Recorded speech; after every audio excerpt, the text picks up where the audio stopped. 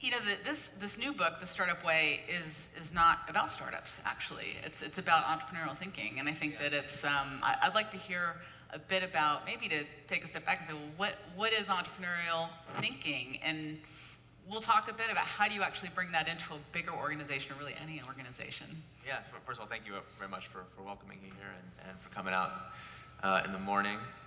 Entrepreneurs are not always so great in the morning, so thanks for making the trip.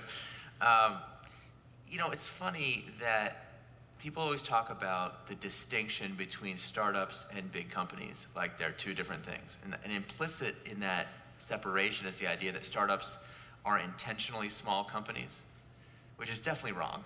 Like, if any of you have actually been an entrepreneur, like, nobody wants to keep their companies small. Startups are small companies by the unfortunate fact that most of them are not successful. But the successful ones grow. That's kind of what we do. And as an entrepreneurial community, we kind of take for granted that once you get to product market fit and once you start to scale, all your problems will solve themselves. Anyone ever had that experience of all the problems solving themselves? Yeah, right, exactly. Not so much. So what happens is startups become large companies like shockingly fast. And I wrote the book especially because I kept being invited to work with companies who had gotten past product market fit and were now big enough that they're doing more than one thing at a time. And I kept seeing this bizarre pattern where they would kind of ask me, like, I have these town hall meetings and say, hey, what's going on? And the most common question I get, if a company has at least 100 people, certainly if it has 500 or 1,000 employees, all people want to talk about is, where did our startup DNA go? Everything's slow now and we feel bureaucratic and like, I quit my big company boring job to come work at this hot startup, like precisely because I wanted to like do the startup thing, and then what gives? We're doing the same kind of bureaucratic things. And I had this moment of realization doing one of these meetings that the org chart and the structures and the way that the company had been built, the founders, when they created the company, they just had a certain mental model of what does it mean to build a real company. And like, what does it look like? It's a company with departments. What are the departments? Engineering, marketing, IT, finance, legal. Where did they get that list from? It's not like most of them have not ever read a business book, or like a real managerial. Like, did you get it from Michael Porter's 5 Forces book? They're like, the what? Did you read Alfred Sloan's Excellent? They're like, Alfred who? Like, we just know what a company is. And so we make one. And that blueprint is exactly the same that we've been doing for 100 years. It's like the same as these older big companies. It's like, it's the same blueprint. And so since we built to the same blueprint, we get the same results. And what frustrated me about it was, if a company's 5 years old, you know, like, we have no one to blame but ourselves, just because we had a defective mental model of what we were supposed to do. So like, that's depressing. Like, gosh, why are we recapitulating these same mistakes over and over again? But then it eventually became very liberating to me to say, wait a minute, the problem exists only in the minds of a handful of people. Like, it's just a mental mistake. And we could, you know, if we change that model of what does a modern company look like, we could start building to a new and better blueprint. So what is a modern company then? You mentioned that a lot in the book. Yeah, I really tried to, so the test of a modern company is, if I go pick an employee at random from your organization, so if you have 1,000 employees, I just grab my 1,000-sided die from my D&D set. If you have 300,000 employees, I'll grab my 300,000-sided, I'll just roll it. And then employee number, 1,472, I'm gonna go interview that person. And I'm gonna ask them a simple question. If you had a great new idea for how this company could thrive in the future, like a new area of growth, a new breakthrough product idea, how would you get it implemented in your organization? How would you test out your idea and make it happen? And if I actually do this exercise, that I have many times, in most companies, including most startups, the answer I get is, well, I guess I would ask my manager to ask her manager to ask his manager to ask their peer-wise manager 3 functions over to ask his subordinate to ask her. And like, by the time they've bothered saying this out loud, like, forget it. I'm obviously not going to do that, right? Think of the politics involved and just like, and then what's the probability of success with this random other person is going to listen to me, F it. And they just, so to me, a modern company is one where you can ask that question and be like, oh yeah, here's how we do it. In this company, when we have a new idea, we test it, and there's a process. And it's like, I don't have to like go beg someone for special permission. We test it out. We run an experiment. We see if it's a good idea. If it's a good idea, we throw a startup at it. A startup is an atomic unit of work in this company. When there's a high uncertainty project, we don't do a big strategic planning process where we debate it for months. We just throw a tiny little team at it. Say, go figure out if this is a good idea, and if it is, let's scale it up. So it's an automatic reflex that the company has. And then if you break out, for most people, even people in recently founded startups that are having success, that sounds like science fiction. Just like that's like we're so far from that today. Our organizations are, are still very command and control oriented, and we still model them on this idea that the founder, CEO, visionary person, they're the creative one, and the rest of us implement their will. And that's fine, like that can work when you're quite small, but as it gets bigger and bigger and bigger, the CEO, founder, magic person becomes more and more divorced from reality. So the build, measure, learn feedback loop, like we talk about in Lean Startup, where you test something, get the data, and find out, like, it's one thing when you're building the code yourself and you can put the experiment into production that day and get immediate feedback from customers, but it's very different when you tell a subordinate to tell a subordinate to tell a subordinate to do the experiment. So like a few months later it happens, and then they tell their manager to tell their manager to tell their manager to tell you what happened. Every layer there's a certain amount of filtering, right? Like all of a sudden, like you get to a certain level, you don't get bad news anymore. Like all the experiments are a success somehow, right? I know, and you're always like so much funnier when you have a bigger team working for you, I found. It's bizarre, and it's like, who are we really fooling here? Yeah. Like the boss never has a bad idea, like, does the boss even start to, like, you get really getting high on your own supply? You think you became like a magical genius all of a sudden? So how do you break that, vicious cycle then? Well, yeah, and that's exactly what it is. The more you do that, the more you suppress people's innate creativity, the less you actually experiment, the less you get to try new things. So I try to argue in the book that we got to reconceive our organizations as portfolios of startups. And as successful founders, we have to start to see ourselves as an investor as much as an entrepreneur, which is a kind of uncomfortable change of the side of the table for a lot of us. But and I'll give you a story. This is a hyper-growth unicorn company in Silicon Valley. I was working with the CEO, trying to help get that startup DNA back, and he told me this story that really stuck with me. He had tasked one of his teams with building a brand new product from scratch, and given them like total freedom. He's like, "Listen, you guys are gonna work on this project, totally separate. Here's your budget. Just like make it happen. Give me periodic updates. How's it going?" So on the status deck of projects in this company, it was always green. Everything's fine, fine, fine, fine, fine. He's like, "Great, I'm so happy they're off doing the entrepreneurial thing." Checks in with them 6 months later, just, "Hey, give me an update, how's it going? I want to get into the details." And they hadn't shipped anything. So 6 months, the status is green, but there are no customers. Nothing has left the building at all. And he was really giving them a hard time, like, what gives? And he said, "Don't you understand that if I had founded the company this way, we wouldn't even exist?" And they were like, "No." He's like, "Don't you understand that?" They're like, "We weren't there." Like, "No, we don't know anything about that. You told us we had to do it this way." He's like, "Well, who told you?" They're like, "Well, everyone here knows. You gotta build compliance in and scalability and reliability and the brand, blah, blah, blah." It's like scope creep, scope creep, scope creep, scope creep. And he's like, "No, I told you didn't have to do any of that stuff." They're like, "Well, you said that, but there's a lot of middle managers that work here. We can't piss them off, or oh my God," right? So like, he was like totally frustrated. He couldn't understand it. I was like, "Look, you're used to seeing yourself as the entrepreneur in this story, but you're not.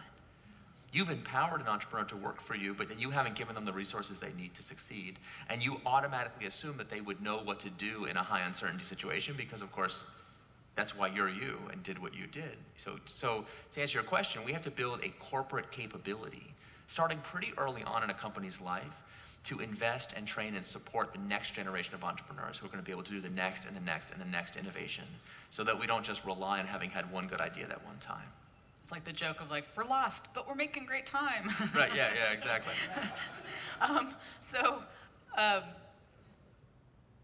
You talk a lot about this need for an entrepreneurial capability. Is that actually like a VP of entrepreneurship, or how does that actually get executed in a big company? I mean, people think that's ridiculous, but it seems pretty straightforward to me, and here's why. I call it the missing function in most corporate organizational structures. If I came into the organization, like I ask CEOs all the time, who's in charge of commercializing new ideas, taking our existing products into new markets, building new IT systems from scratch internally, buying startups, partnering with startups, like all the high uncertainty parts of the business. Usually it'll either be somebody's part-time job, like our head of engineering is also tasked. He's got a VP of engineering is like a pretty hard job and pretty full-time, and on his weekends, on the side, he's also in charge of innovation. You're like, that doesn't really sound too good. Or my favorite answer, the most common answer is everyone's in charge. And can you imagine if we did that for other functions? We don't need a head of marketing, everyone's in charge. We don't, CFO, we don't need a CFO, everyone's in charge of finance. Like, that's preposterous. You'd be like, that's great, how can you run an organization like that? Yeah, exactly.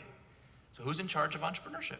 Whose job is it to wake up every day and say, is the company losing or gaining on its, in its innovative DNA? Or how are we actually doing this thing that we talked about? How do we get better at entrepreneurship as a practice? And like, if you run a VC firm, this is all you have to think about all day long. How do I source and find and support the greatest entrepreneurs I can? And when we somehow move out of the venture and startup ecosystem and sort of think of ourselves as a mature company, we're like, all that good stuff we learned about how do you start new things, throw it out the window. So can you imagine if you had a VC gave you $1 million and here's your seed round, and then they came back to you a few months later and said, you know, the firm is having a bad quarter. We need 10% of the money back. So please write me a check for $100,000 right now. You'd be like, yeah, like that would be the last investment that investor would ever get to make, right? That would be a reputation-destroying calamity.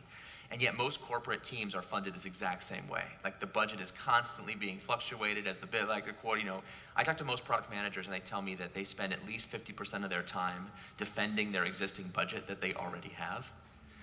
And then because we do, I call it in the book, entitlement funding, where yes, you have to play politics to defend your budget, but it fluctuates around a mean. They always call it a spigot. Once you get the spigot open, that's hard, but then like the resources will flow year after year as long as you don't have a calamitous failure. Well, when you have that incentive, you start to get into a situation where, why should you really ever ship anything? Like really think about it. If you're a product manager in an established company, and you have a debate, should I ship the product now or wait? Let's do it next month when I can kind of make it a little bit more perfect. Like, it's actually never a good idea to ship. You should always wait. Just like think about it from a straight like game theory incentives matrix, right? Like if you ship, there might be a catastrophic failure or there might be a success. If the failure happens, your project will probably be canceled. If there's a success, what do you really care? Your budget will continue. Whereas if you don't ship, but you have a good reason, your budget will continue anyway. And the probability of success goes up because you got to make the product more perfect. Everyone ever lived through this? Well, a lot of corporate managers have figured out that if you keep playing that game long enough, you can get yourself promoted out of that job before there's ever any external reality that affects your project. And then it's the next idiot's fault, right? You know what I'm talking about? Like, and when I have these conversations in a lot of corporate settings and even a lot of so-called startup situations, it's a very uncomfortable room where people are like, ha, ha, ha.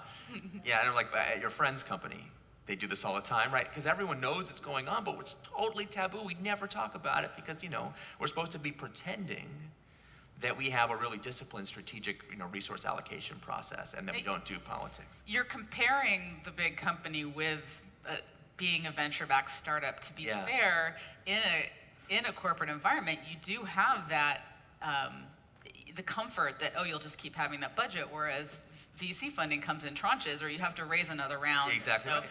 So what is it that, I think that there are differences between, you question, like, is there really a difference? There shouldn't be a difference. Well, there is a difference between being an established company. Can you talk a bit about where there should be differences, and are there two functions? Is it actually like, okay, you have products that you need to maintain, and then it's the new product innovation. Is that two separate functions? Yeah, so we have to think of it like a financial portfolio.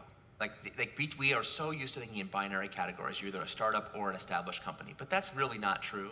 If you think about the spectrum of work activities from experimentation to execution, every project of every size has a little bit of both, right? Like even a tiny startup that's doing all experiments, like as soon as you have a couple of customers, God forbid, you have to start doing some execution. Like we promised the customer we'll get a product at a certain time. Well, you have to actually, the experiment doesn't work unless you actually manage to build the damn thing and ship it. And even in the most stodgy, boring, bureaucratic organizations in the world, of which I document several in the book where I had a chance to work at them, and we're talking about, people are always like, my company's bureaucratic and political, and I'm always like, well, compared to the Centers for Medicare and Medicaid, like, I'm gonna go with no on that one. So like, if they can do it, what's your excuse again? Like, they're like, well, we're too political. Compared to Obamacare? I'm sure your politics are very difficult. Give me a break, come on. So even in those terribly bureaucratic and political environments, I've seen honest to God real startup thinking take root. But there's a spectrum. And the key idea in the book, if you take only one thing away, is that let's use the right tool for the job. So when we have a very high uncertainty, very difficult project that we don't know if it's going to work, let's use entrepreneurial management in that situation. But when we don't have that, like, there's a lot of work we do where we don't need that. It's like we already know what we're doing. And it's the same as we did last year and the year before and the year before. I mean, I tell a lot of GE stories in the book, and like they still make light bulbs. And in certain parts of the lighting portfolio of GE, we are literally doing the same thing we've been doing for almost 100 years. It's like the same facilities, the same factories, the same, it's fine. And good thing there's not LEDs about to take over the whole lighting market. But until that happens, it's just, it's the same. So like when we're doing things that are the same, general management is great for that. And it's no problem. We can make forecasts, we can hold people accountable, we have the tools for that. So rather than see this as a binary where you switch from one to the other and companies grow up and then they stop innovating, let's see it much more as a spectrum and say within a company, let's separate out the different kinds of work and use the right kind of managerial tools to do it. So to pick up your point about, okay, if you're in a VC-funded startup, you were literally going to run out of money and your company will die. That scarcity mindset, how many of you have actually been in that situation where your company is going to die unless you X, Y, Z? Just a quick show of hands. Yeah, it's really fun, right? No, it's really unpleasant. But it is the only environment I've ever seen where you can fight against scope creep. Because if you have entitlement funding and someone's like, well, I want to add something to the scope, there's no reason, you can't really say no. The only reason you can say is, I don't really want to do that. And like, well, I do want to do it. You can't be like, well, we can't afford to do that because we can't afford it. It's just, I want to ship now, not later, because why exactly? And it's a very difficult, stressful, resentful conversation because it's just your opinion versus mine. Whereas in a true startup situation, you can actually say, listen, we cannot afford this. If we do this extra thing, we actually will die. So it's not that I'm personally against what you're saying, it's just, did I mention that we're going to die? Like death is near, we're going to go off the cliff. We have to actually get, so that energy and focus that drives, we can create that even in an established company, even in a post-product market fit company. All we have to do is do metered funding, just like you would do in a startup. It's not like our finance professionals couldn't figure out how to do metered funding. They know how to do it. It's just, is the will there to actually make it happen? So I try to walk through in the book a series of managerial practices that we in the broader startup movement take for granted and that we universally practice. And say, let's not just take that for granted as like a cultural quirk of a startup hub like LA or Silicon Valley or whatever. Let's see that as a management system that can be replicated in all kinds of situations and get better at it and learn about it. And that's kind of the idea. Mention a couple that we take for granted briefly. Here's my favorite. Small teams beat big teams.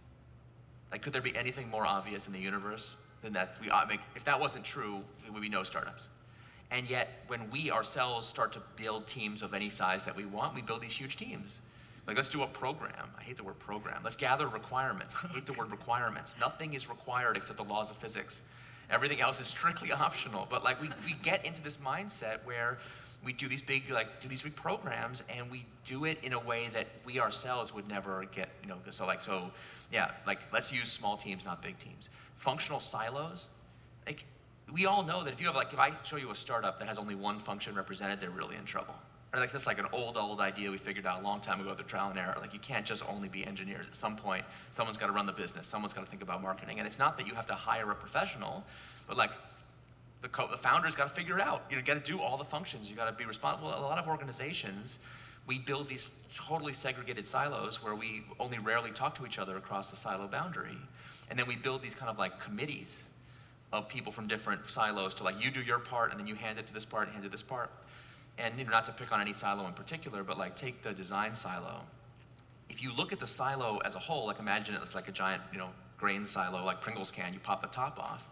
You're like, wow, look at all this design thinking and rapid iteration and customer learning and discovery. This is awesome. In a lot of companies, including a lot of startups, the designers, because they only work with themselves, you always ask, well, what's the output of the design thinking process? So we're going to hand the specification to the engineers. What's a specification? What do you mean? They're are you literally going to print a binder out full of paper that tell the engineers what to do? So all the learning is done. We're going to pre-learn everything that needs to be learned by handing the engineers this document to tell them what to do. And it's how are they going to build it? Well, of course, the engineers are doing agile development or some kind of iterative process themselves. So they're well, now we're going to start learning everything that needs to be learned. And it's well, but they already did. We're well, we weren't part of that. And of course, when you have designers iterating without engineers, they occasionally discover that customers would love something that's physically impossible. Ever notice that? So on day 4 of the implementation phase, when all the learning is done, the engineer will go back to design and say, excuse me, it says here on page 4, this product should be infinitely fast and cheap. And we should be able to make it in quantities that should cost nothing. And they're like, We're like, well, you can only do one of those things. So which is the one that's most important? Like, sorry, dude, that's an implementation detail. You figure it out. And like, so is there any reason? Well, of course, we get right now, I can pick on engineering just as much, because if you have engineers like iterate about what customers want with no designers present, like, it always winds up being like a bland gray box. And it's like, yeah, of course it's what customers want. It's like, how do you know? It's like, because that's what we would want. The product owner said so. And you're like, well, how does the product owner know? It's like, that's their job to know. But I'm like, no, but how did they get the information that they just like thought great thoughts on there? All right, so we can do that. We can tell that joke for every function, because we've rediscovered iterative development, scientific testing, in lean manufacturing and customer development and DevOps. I mean, really go silo by silo. But the way that we pass work, so we couldn't afford that kind of bureaucracy in an early stage company, and we totally tolerate it as soon as we get past product market fit. It's absurd. So this brings up a question. You're talking about the investing in those things that are actually successful and thinking more like an investor or VC. Yeah. That brings up the question of, how do you measure success? Because if you don't know yet, and I'm going back to kind of the lean startup methodology, right? It's like that, you need lean startup when you don't actually know the outcome. You don't know who the customer is, right? So we're still in that process. The big company is saying, well, we got this cash cow over here. I'm not so sure I'm going to be investing in that. Totally. And I've been in that environment too, right? Like, so how do you, so I guess there's 2 questions of, if you're a leader, how do you know how to measure success in times of uncertainty? Yeah. And then when you're in that environment, how do you prove to the boss this is the curse, the absolute curse of entrepreneurship, is that our entrepreneurial superpower is we are so good at spending other people's money. Ever notice that? We're just so good at it. You never have a project be like, we're on time, on budget, but like, oh, we didn't spend all the money on time. Here's to get some of it back. No, money is always spent right on schedule. So here's a situation. I have literally sat in this exact same negotiation in 3 totally different domains. The first is venture-backed startup with VC. Second is corporate entrepreneur with like a CFO. And the third is like garage entrepreneur with their spouse.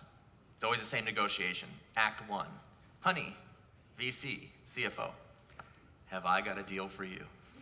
If you give me like our total life savings, and this team of 5, and a year's time, I promise you, we're going to be on the cover of magazines. We're going to be having millions of customers and making billions of dollars in revenue. We show this amazing hockey stick shape that just is perfectly going up right at the time when the money runs out. It's going to be so awesome. And so we all know that the political capital and optimism of such a project is never quite so high as the day after it gets funded. Anyone ever lived through this? And it's just a monotonically decreasing function after that until the next round. So, okay, fast forward a year's time. What do we know for sure has happened in this situation? I guarantee you we've been very busy. Okay, like a lot of work has gotten done, milestones have come in, we had a lot of good meetings, and we've jammed on all kinds of ideas. It's been great. I guarantee, as I said before, that the money is all gone. There's no extra money for sure. And we know, because of Lean Startup, we know for sure that the odds are that the revenue and customer projections are not quite what was promised. But we learned. So much. You ever been in one of these negotiations? Honey, CFO, spouse, VC. So remember when I said we would have 1 million customers? So we didn't totally exactly hit the target. We have tens of customers. But we have learned so much. And if you just give me another year and $5 million this time and a team of 25, I promise you, and it's funny because we know it doesn't matter what you promise because you're fired. It doesn't matter if you're a garage entrepreneur, a VC, like that is exactly the moment we all get fired because we promised to hit this target. And then in a corporate setting especially, if you miss your accountability target by like 10%, it's bad. You're a quarterly sales manager or something, you're 10% under quota. It's not like you're gonna be fired that exact same day the first time you miss a quarter, but like you do not make a habit of being 10% under quota like several quarters in a row. Anyone ever been in that situation? It's very uncommon. But think about this from the CFO's point of view. I'm coming to you and saying, hey, I missed my accountability target, not by 10%, but by 3 orders of magnitude. I have 10 customers instead of 10,000, but I got this great learning. And the CFO's like, dude, I can't put learning in the annual report. I cannot return learning to our LPs. Like, guess what, LPs? Great learning this, in this fund 12 had no returns in cash, but tremendous returns in learning. So you should, you can't do that. And like your garage, our life savings are gone. Like, I don't care that you've had a wonderful spiritual journey of learning and discovery. Like, so what do we do? Like, and we as entrepreneurs, we love to complain about the gray-suited vulture capitalists and CFOs who are constantly pulling the plug on innovation, like right when it was about, we love to complain about that. And yet, I say this is our own fault. Because we have not figured out how do we actually describe progress in a quantifiable, rigorous way. So a big part of the book is about this a lean startup idea called innovation accounting, which is about, my friends in finance are always like, please offer this disclaimer, not innovative accounting, which is the thing you go to prison for. Please be careful. When we're in the flat part of the hockey stick, ROI is negative by definition. We can't possibly have a positive ROI when we have almost no customers, right? Like we're in the learning part of the hockey stick shape.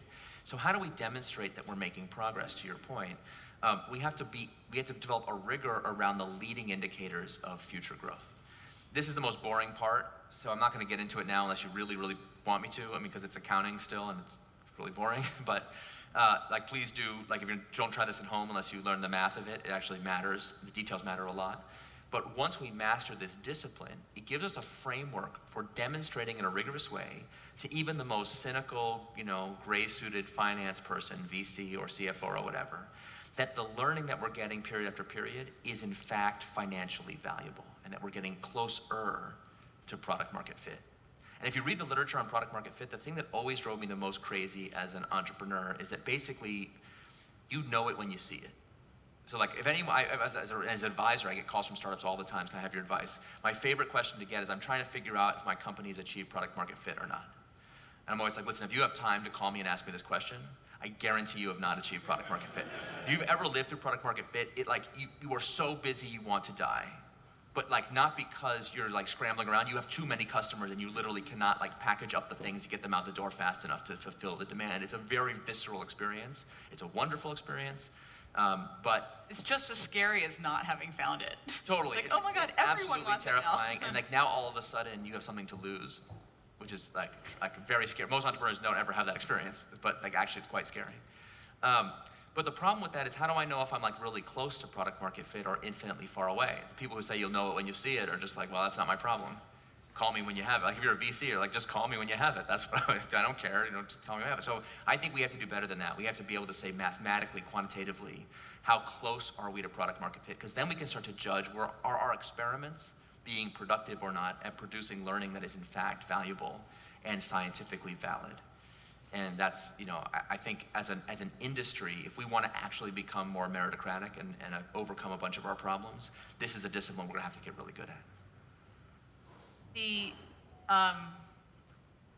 lean startup methodology seems to work great now that software is eating the world and we're Yeah, it's talking really about tech convenient, companies and that rapid iteration seems so much easier when you're just talking about something digital.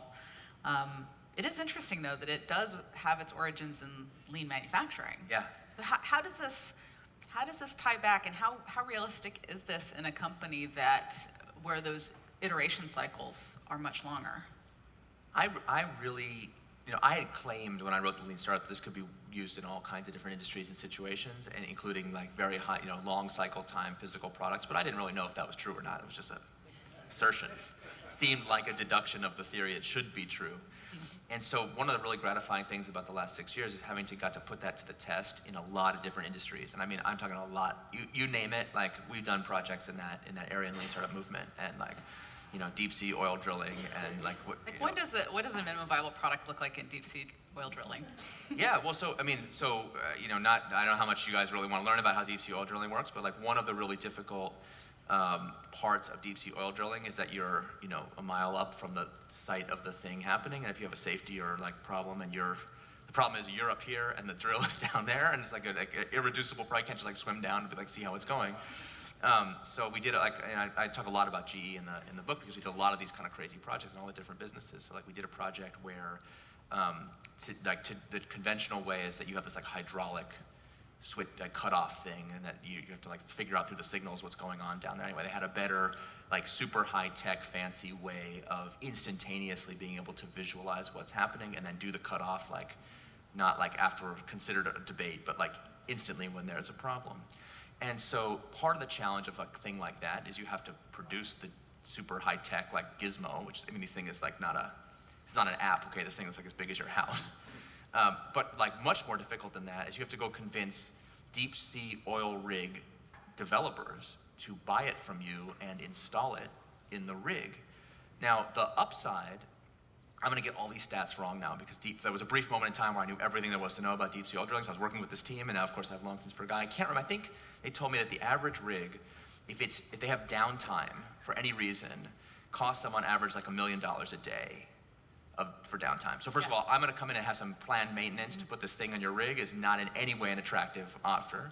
But on the other hand, having the thing down because of a false safety concern or whatever is also really unattractive, super expensive. So you get it right, this can be tremendously impactful, not to mention the environmental and human safety benefits of, not spilling billions of barrels of oil. That's one thing if you don't get your sweater from Amazon, right, exactly. it's Like another this is, thing. And on the other, like we're also dealing with like a highly flammable substance so that these things explode. So you gotta be really careful around safety. It's like a very challenging environment. I remember this project because you were like debating what's the minimum viable product. And I finally was like, listen, explain to me, how are these products purchased? I understand you can't go on Amazon and be like, I'd like to buy a deep sea oil drilling rig, for $1 billion, please. So how are they bought? And they're like, explaining to me how it's like a very in-depth sales cycle, and like how does maintenance work, how does upgrades work, and whatever. And I was like, oh, do they ever see the physical product when they make the purchase? Is that there's not like a showroom for a mile-long drill. So what do they actually buy? It's a brochure. You walk a brochure. You have to have the credibility necessary to say, like, I can't just be like, hi, I'm random dude with a brochure. Like, you have to, they have to know you and build a relationship. And then you say, listen, I would like to offer you this specification of this specific thing to do this thing. Would you like to buy it? I was like, well, maybe we should, before we win a Nobel Prize, building this incredible new material science thing that's like practically impossible to create, maybe we should just double check that customers want the thing. Just, why not? What could it hurt? And they're like, well, they're definitely gonna want it. I'm like, well, since they're definitely gonna want it, it's gonna be an easy test. Let's just go, and so and like, what's coming. Go to a customer's like, I don't want that. Like, what do you mean you don't want it? Like, there's like 50 reasons why this specification is no good. And in particular, a classic engineering thing is you want to take a specification that's as good as you can possibly make it. So they had like ratcheted up all the efficiency and like all the technical degree of difficulty of this product had been ratcheted up to, it really was to Nobel Prize winning level of difficulty in the research lab. And they were like, well, if we don't do that, the customer's gonna complain that it's not efficient enough, or it's not this enough, or not that enough. So they took it to the customer complained for totally unrelated reasons. I was like, why don't we just to double check, let's take them an easy specification to build and see if the response is any different. And so, not as we were testing to get the value proposition right, we were also testing to make the engineering challenge of building the physical thing easier. Because why not? It's a brochure, you can make it say whatever you want. So how about something, if we're failing anyway, how about something easy rather than something hard, And anyway, it turned out, not to make a long story short, like the MVP that they wound up selling to the customer was not even a hydraulic, it was none of that stuff. They said, if you say yes to this offer, we will station one of our engineers on the rig to work with you on keeping it up all the time. Because when you really dug into the leap of faith assumptions for this project, they had this classic engineer's belief that the reason that we're having this, the reason there was downtime on rigs because of like insufficient hydraulic technology, something. But of course, when you actually go to the physical site, the issues have nothing to do with that. And there's like 50 other problems that are not very interesting from an engineering point of view, but are very interesting from a customer point of view. And again, still affect the same safety. So anyway, they wound up building this like combined product service where you buy, anyway, I don't get it. It's like, I get fascinated by these projects. They're super interesting. They're like in very obscure parts of the world. So we have done this, I've done it personally as a coach to teams, but in the broader movement also, like every kind of project people used to say to me, well, sure, it's gonna work in software, but it'll never work on rocket science. I'm like, well, there's a lean startup team at NASA, so they don't, like, we'll never work in defense, but like, you have 50 teams running around the DoD doing it. There's a story in the book about the process the NSA uses to generate the actual nuclear codes. It's like a very spooky project to even like contemplate, but like somebody has that very solemn responsibility to print the codes out, and it's like kind of important that nobody steal the codes. Like, not to be like macabre about it, but like it's like a very important response. Anyway, so like it's a project that, in that environment, in healthcare, I've done all kinds of like therapeutics and diagnostics, and you would go on and on and on. So it applies across the board. I mean, listen, there may yet be an environment where it doesn't apply, but we haven't found it yet.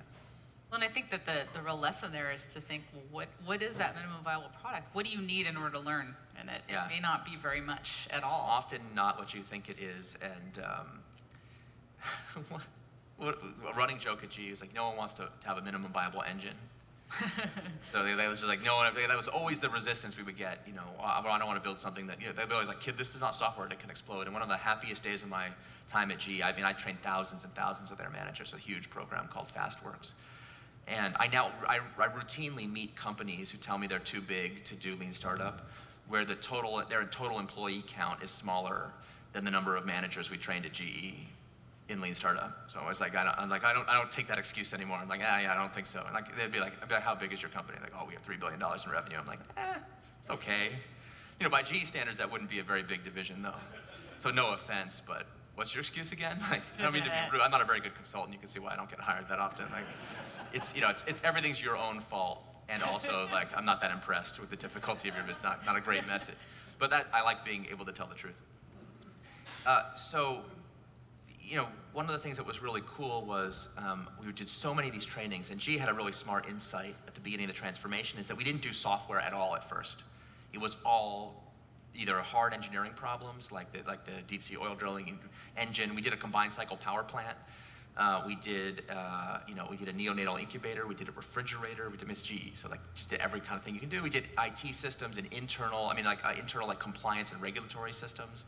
And anyway, we finally, after months and months of this, I was working with a team, and I got a question from the audience from one executive. He's like, okay, hotshot, I totally see how this, because it comes based in lean manufacturing, obviously it works in industrial applications, but how will you ever translate it to the high-tech world of software?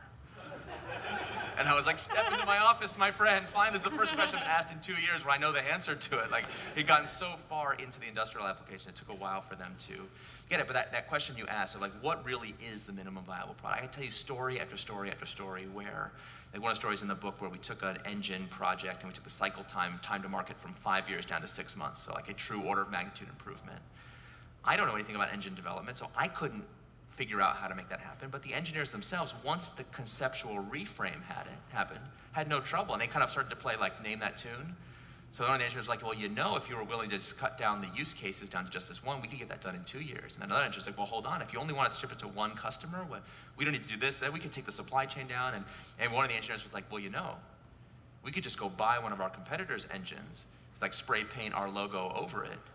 And that could be done like tomorrow, and like offer to sell that to a customer. And it's like, not that they would ever do that, but they were like trying to figure out, like got it down to all like, well, we can do that tomorrow. I love playing a game called Get Fired, where everyone around the room is told that you have to come up with an idea that would get you fired. Totally, it's like just get the taboo stuff out in the open. And I mean, just tell story after story after story about this in the book, where it's not like I brought in some special expertise from the outside.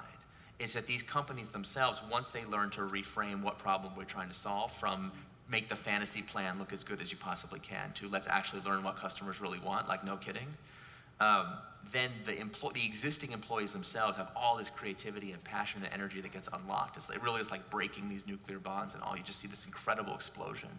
And I know a lot of people are skeptical that that's really true, so you just have to trust me. I have witnessed, I can't prove it to you, but I've witnessed it with my own eyes. Just give me another $1 million. Yeah, right. Just if you just give me right. I'm only trying to get 1995 out of you right now, just for this limited time, right? I mean, you're gonna have to try it for yourself to see if I'm full of it or not. But just to say, I'm trying to give you eyewitness testimonies. It's not hearsay that I got from somebody else. So, so I've got 5 more minutes. Okay, so I actually want to bring this back to startups because a lot of the folks here in this audience are entrepreneurs. And so I hope you'll indulge me instead to have them answer this question rather than if we leave it to the audience, it may go all over this place. But the TechCrunch just had an article a couple days ago, actually, called The End of the Startup Era. Mm-hmm. And questioning the fact that, well, maybe the future is really, it's been really hot. Startups have been really hot for the last, couple decades, but now the innovation is really actually in the hands of these bigger companies. And maybe with your methodology, it's like you're going to help them Yeah, keep right, doing exactly. that. There'll be no What more does that startups. mean for entrepreneurs? So what is the role of Sure. entrepreneurs now? If big companies can actually do these kinds of innovations, then what will that role be? Well, first of all, I haven't even been on the scene that long, and I can remember reading that article like with every wave. It always happened. I remember when Microsoft was so fearsome that there was going to be no startups in software anymore because Microsoft could destroy them all through embrace and extend. Who's Microsoft? Right, yeah, micro who? Right. So these things come and go, and I'm really not worried, especially with the level of hubris that we see on display in some of these companies right now. So pride goeth before the fall. I'm sure we'll be fine, but I do think that as a general matter, we have to up our game. I do think the days when you kind of just like stumble and bumble your way into $1 billion company are over, and the level of execution and discipline required to do these breaks, I think it is getting harder, and I think that's good. Like, competition is good. Some of these incumbents are doing better than you would expect at doing innovation. I think Amazon's kind of the I will destroy you example of the day. Anyone read that funny Onion article about Jeff Bezos' advice to entrepreneurs? It's very funny. It's basically like, definitely live your dreams so that I can destroy your company once it's successful. And it's just a whole article of him giving fake startup advice. He's not the first. I remember we were worried about Microsoft. Yeah, exactly. Bill My Gates. first It's just career, he's the devourer of worlds of this moment. But there's always somebody like that. And listen, and tremendous admiration for him and what he's built on Amazon. No disrespect intended. The basis of competition shifts in unexpected ways. That's the problem with disruption. And that's why we always see these tectonic shifts. So I think the article was very thoughtful, the one you're talking about, because it was talking about how within the domain of these pure software things and machine learning, there are these returns to scale in a way. So the kinds of things that got us there are not necessarily going to keep getting us there. So people who are trying to replicate the startup successes of the past, there's no guarantee that that's going to keep working, but no, duh. And there's probably somebody in a lab right now, probably somebody in the audience is like, well, I have a genetic programming algorithm that I program in bacteria and whatever. And you're like, I have a quantum. Could be there's going to be something totally crazy that a few years from now, we're going to be like, how did we miss that? Yeah. So it wouldn't surprise me if it's not, whatever, one of the hot things right now, machine learning, drones, Bitcoin, and, lab-grown meat. Or I can't even keep track of what's hot at any given moment. It's probably not the things that are hot. It's probably something that we're not even paying attention to. But yeah, I have endless faith in the creativity and craziness of entrepreneurs to find whatever those new opportunities are. I wouldn't be too worried about the end of startups. Well, I feel like it's almost like startups are our ecosystems and our economy's way of really hedging our bets. It's just like that because it's wasteful one of the things, in an interesting way. It's super wasteful, but it's not something that we should take for granted. The Silicon Valley style of startups, I think we kind of evolved it and discovered it because we're like the fruit flies of the economy. We have such a high mortality rate that we've gotten to try more things per unit time and per dollar than any other industry. We have stumbled our way and iterated and kind of trial and errored our way into a system that combines a truly diverse range of experiments with really strict liability containment. So the fact that we can seed stage a company, and we're calling it pre-seed now or whatever, I'm sure we'll be pre-seed shortly as we move up more, whatever, but the fact that we can put $500,000 or $1 million, $2 million into a company and then stop is actually really a remarkable thing. It means the total possible losses that you can accrue from that experiment is $2 million. And we shouldn't take it for granted. That's really, really powerful. And then once we see that frame, wow, that's really an accomplishment, we should ask ourselves, are we in fact running the greatest diversity of experiments that we could? And obviously the answer is no. We have limited this opportunity to a very select subset of the population through our own bias and stupidity. So this is not just a moral requirement that we make the kind of opportunity we're talking about available to the entire economy and to every citizen and really to every citizen on the planet, but it's also an economic imperative because we need to be running more and more crazier experiments and we need to be doing it more and more and more and more. And precisely because we have no idea what's going to work. We really don't. So, who would have said Facebook would be one of these? Who would have said Airbnb? You're yeah, I don't understand. Everyone knows in retrospect. If I had been there at the Harvard dorm, I would have known. Obviously, I know you would have. But the rest of us didn't know. We didn't think. We didn't realize. So we have to get much better at this. I think that as an industry, we have to start to self-consciously say, how do we up our game? How do we get better, more meritocratic, more diverse, more rigorous in our practice? I think that's the future. Awesome. Well, on that note, I think it is that time of the morning for questions. It's your turn. The rules around here are questions generally start with a W or an H, sometimes a D. They're typically short. There's no such thing as a two-part question, and only Z gets to ask follow-up questions. You talked about government a little bit, and one of the places this can apply, and I've done this in a lot of government settings, but one of the problems has always been that, kind of related to your quote, which I tweeted about, it doesn't matter if you can't ship the product. Yeah. And I wonder if there are different kinds of problems that you've experienced in places like government in terms of replication. I think that's something I struggled with and wondered if you had any suggestions. Yeah, I'll tell you a story that I can't even remember. I don't think this made it into the book. There were a lot of great stories I had to cut the last minute, and so I still mourn them. One of the programs that we did in the federal government was originally called the Entrepreneurs in Residence program for bringing outside folks into government. It eventually became known as the Presidential Innovation Fellows under President Obama.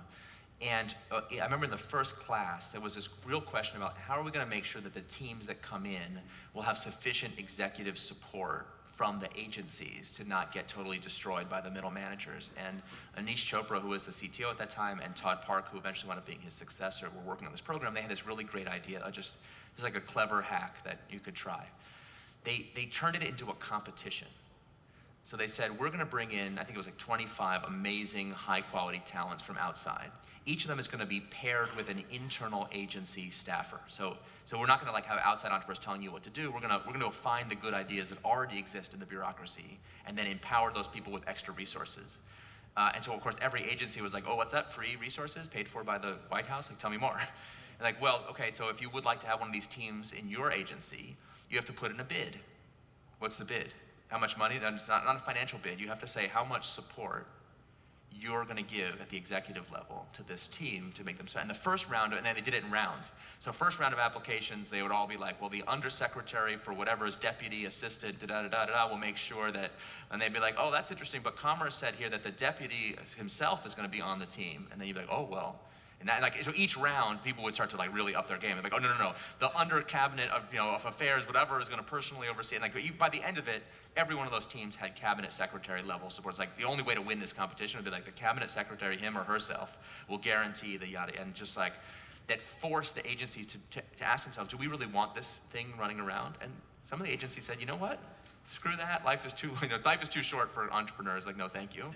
But the ones that really wanted to do it, that they did it. And it was a good thing they did that program because those Presidential Innovation Fellows, by the way, were the cast of characters that saved healthcare.gov, which is a story I tell in the book of how that came to pass. That's a crazy story of how badly that thing was done and then how quickly it was rescued. And then after, we talk a lot about the phases of transformation. So you have this kind of what I call phase one, where you have all these people running around and it's ad hoc projects and it's crazy. Phase two, where you actually have that moment where the organization says, oh my God, we have to change, and you go through the S-curve deployment, and then the third phase, which is about reforming the deep systems. Sometimes that's driven by a crisis. So after healthcare.gov, all those people became heroes. Like true, honest-to-God heroes of the federal bureaucracy. They had saved the administration. I mean, that was an incredible accomplishment. The president thought they walked on water.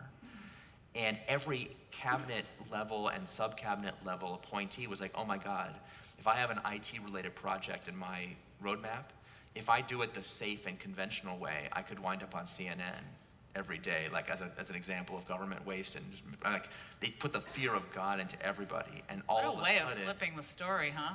I mean, usually it's the safe way. Right, exactly. And all of a sudden, the safe way is not safe. They're not safe at any speed. So all of a sudden, it opened up the doors for this really massive transformation. But it wouldn't have worked without the long, hard slog of phase one, when these guys were totally unheralded. And I mean, one of the original instigators of this program, I won't name who it is because I don't think I said that in the book. This all had to be cleared by government comms people and just negotiate. So I have to be careful what I say.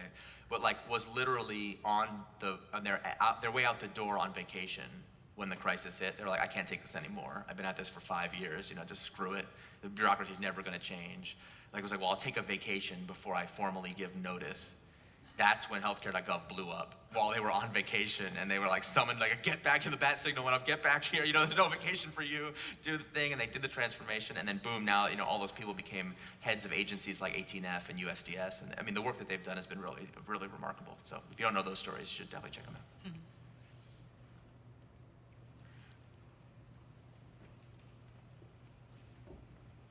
Hi, I worked as the head of user experience at a startup housed within a larger corporation. I'm sorry. Yeah, so my question for you is essentially a lot of the strategies you've outlined here are sort of top-down approaches to Yeah. making entrepreneurial thinking work. What can someone at a lower level do to implement change? Oh, I love that question. Thank you. And yeah, forgive me for making it sound so top-down. The paradox of this transformation, it has to be tops-down and bottoms-up at the same time. It actually, one cannot happen without the other. And the reason that is because you go to a CEO and say, I want you to change this whole organization to this new way of working. They're always like, well, says who? You're like, no, this is going to work. I promised it worked. You know, I'm a famous outside person. You should listen to me. And they're like, uh-huh. And it worked at this other competitor company. And then you're like, well, but that company's not the same as my company. You're like, no, but it's really similar. But of course, whatever the differences are,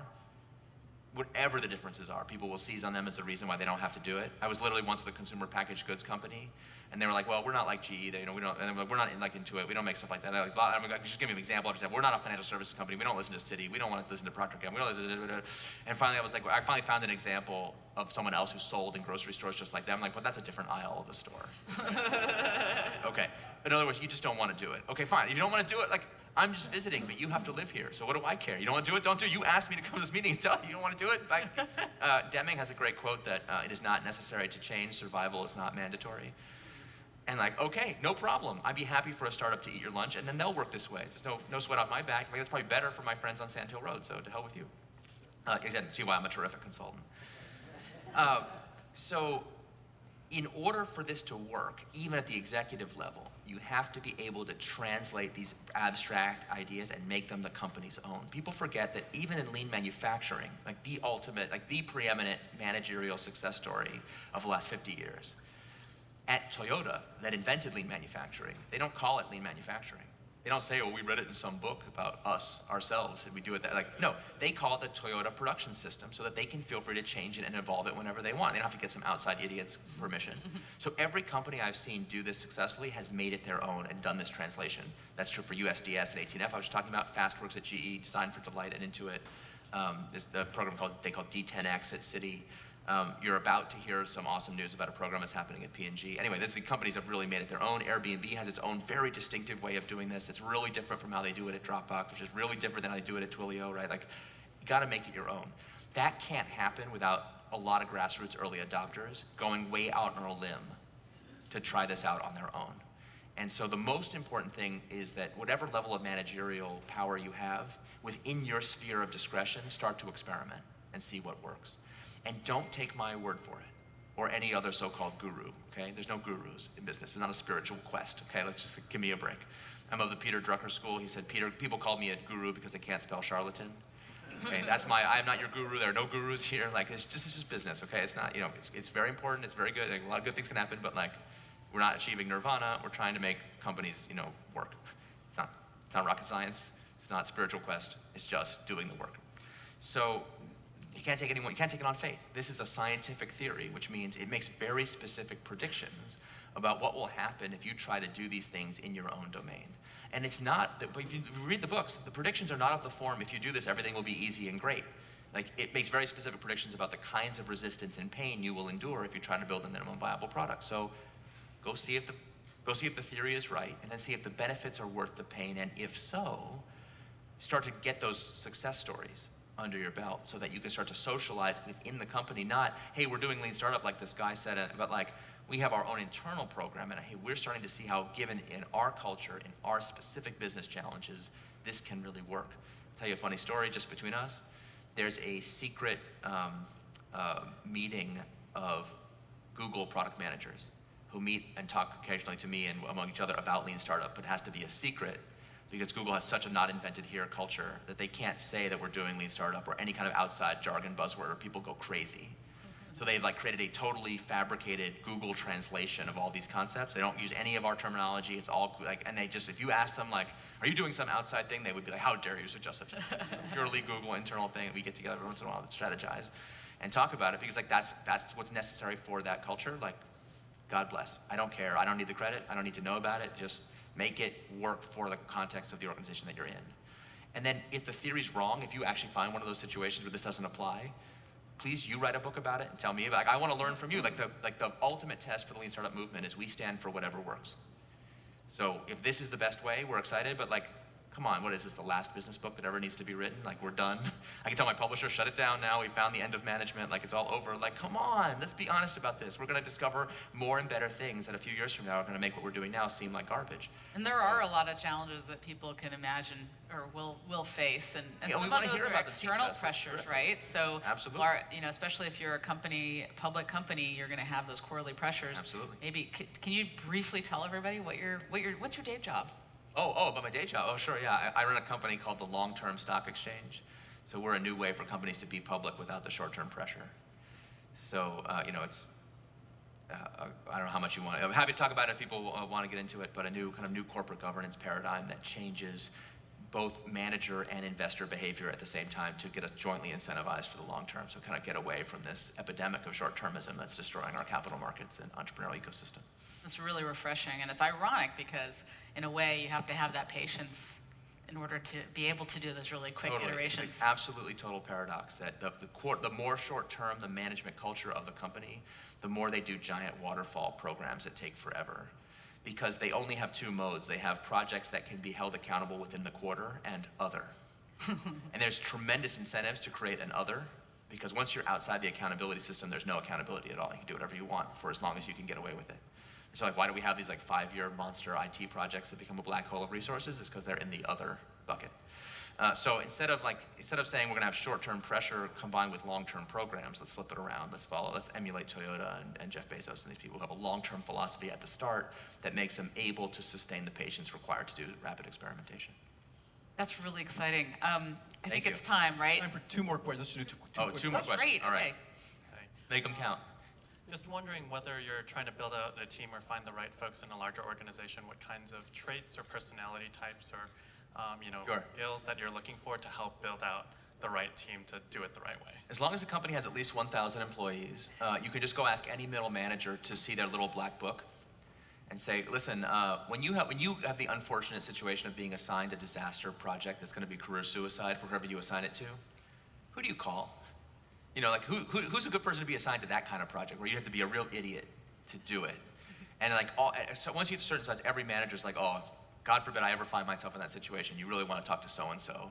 He just doesn't care. He will, he does not play nice with others. Don't put him on a regular project because he's a real pain to manage. It's like, I don't like this guy in any way, except if you got one of these loser projects, send it. So that's what you just be like, I want to meet all the misfits and losers and ask HR, tell me everyone that's about to get fired. I'll meet all those people. Tell me everyone has black marks in their file. And some people are about to be fired because they're incompetent. But some people are about to be fired because they just want to do what's right for the customer, and company procedure doesn't mean that much to them. And that, you see this a lot in companies that will someone will quit the company, start a startup, and then the company will buy it back. Ever notice that? We celebrate that like it's some kind of corp dev victory instead of like a colossal HR failure. We let the person leave in the first place. So instead of doing that, on their way out the door, maybe be like, hey, before you leave, are you going to start a startup by any chance? And why don't we do it here? So it's pretty easy, actually. There's not the personality attributes or nothing other than the obvious of someone who's willing to be passionate and dedicated and cares about the outcome. Yeah, it's almost like those people who don't have as much to lose, maybe because they're not stuck they're not as attached to staying and having a certain outcome. It is pretty funny. I'll give you an example. I was doing a workshop for a bunch of corporate finance executives at a company, and among the many recommendations, I was just and blah, blah, blah, you should do this and this and this and this. I said something I often say, which is if you want to create startup-style compensation, you should do that. It works. We like it a lot. Silicon Valley works. Give everybody equity in the thing that they're working on. That should be considered a human right. And they're like, well, I could never do that. I was like, listen, just take the people, just give everyone the option. If you want, you can be taken off the corporate bonus plan, accept a lower salary, but in exchange, you get long-term equity in the thing that you're working on. And people were throwing tomatoes. I'm not giving up my bonus and lower my salary. Who is this guy? I was just it went really badly. I was like, well, I guess I was I went too far in this. I wasn't even thinking about it. I was just throwing that out as one of 15 ideas. I didn't think of it even as controversial because, again, what do we universally believe in the startup community that, we just never even talk about? Of course, employees should have equity in their own work. How can anything be more obvious? Well, in a lot of cases, it's not obvious. Anyway, after the session, I was like, boy, that really went badly. I feel bad. And then 10% of the people in the room came up to me afterwards and excuse me, that thing you were talking about with the lower salary, was that a hypothetical or is that an option at this company? Where do I sign up? And they were really, I was like, no, actually, I was just giving you, it's just an idea. I don't think anyone's doing that. Like, damn it, like they were ready to sign on the dotted line right now. So you just got to put up the bat signal, and they'll come out of the woodwork. They already exist. They're already doing it. Every organization I've ever been in, there are already entrepreneurs working there. You just got to tell them that they're welcome instead of firing them. And our final question for the morning. Thank you. So you've talked about communication, infrastructure, process, Yeah. management, senior managers. In a lot of companies, there are people, organization development, organization effectiveness, people who run around doing that stuff. Yeah. How does that reflect what you do, or how doesn't it reflect what you do? Yeah, it's interesting. Like, sometimes people want to categorize this under the heading of change management and therefore have organizational design people work on it. And I've struggled over the years to try to explain why is this different and why doesn't that work very well. And like, oftentimes those people are pretty suspicious because, kind of like, we already have this under control, so why do we have to do this thing? And I've been like, here's the problem. This is the most difficult kind of change you could undertake in a corporate setting, because we're not just talking about superficial changes. We're talking about the deepest systems of the company have to be changed. Corporate values, HR and promotion, budgetary allocation, equity and bonuses. I mean, we're messing around with the third, fourth, fifth, and eighth rails, right? Like, this is like, we're grabbing the electric. Like, this is dangerous stuff, and you don't mess around, and the organization will push back. So you have to do this very difficult thing. You have to not just do it for the entrepreneurs in the organization, but you have to do it for everybody, because the entrepreneurs create conflict with the traditional general managers, and that conflict escalates. So you have to train everybody and understand what's going on. You can't say in advance who the successful entrepreneurs are going to be, because you don't know if it's going to work. Anyway, you go down the list of all these reasons why it's hard, and then after all that, sometimes it just doesn't work. Like, there's a corporate reorg, and it's like, just kidding. The CEO gets fired at the wrong moment, or just 100 other reasons why it doesn't take, and it's not the right time, or there isn't enough crisis to motivate people to do it. Or so you kind of like have all the pain of organizational change, and then all the risk of it might not work. And I was like, why does this sound so familiar? I was like, I know that pattern. That's the startup pattern. Extremely high risk, extremely high reward, very high mortality rate, and a necessary and irrational commitment to do the thing, otherwise it's not worth it. And I had this breakthrough one day. I was like, oh, the people I've been working with who are the change agents behind this, they're entrepreneurs.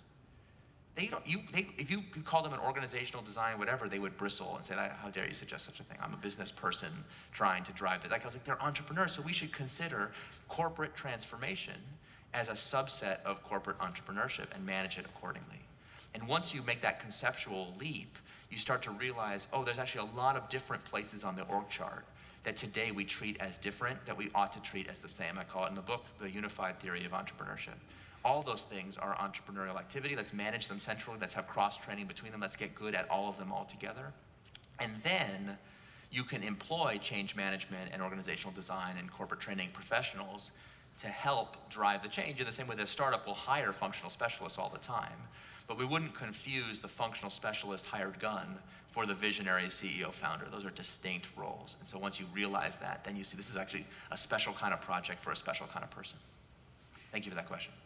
Eric, it's been a real treat to have this conversation with thank you so you. much. It's you're a real role model for a lot of people with this thank you for saying. entrepreneurial way, and I think that you've shown us that it can suffuse all parts of our lives, any kind of organization. So it's not just limited to startups, and it's about creating a cultural change and a different way of thinking, and it's about creating the entrepreneurial function. It's about thinking differently about accountability. It's about that rapid iteration that we can do really anywhere, and about that constant learning. And so thank you so much for bringing it back so people really can relate to it.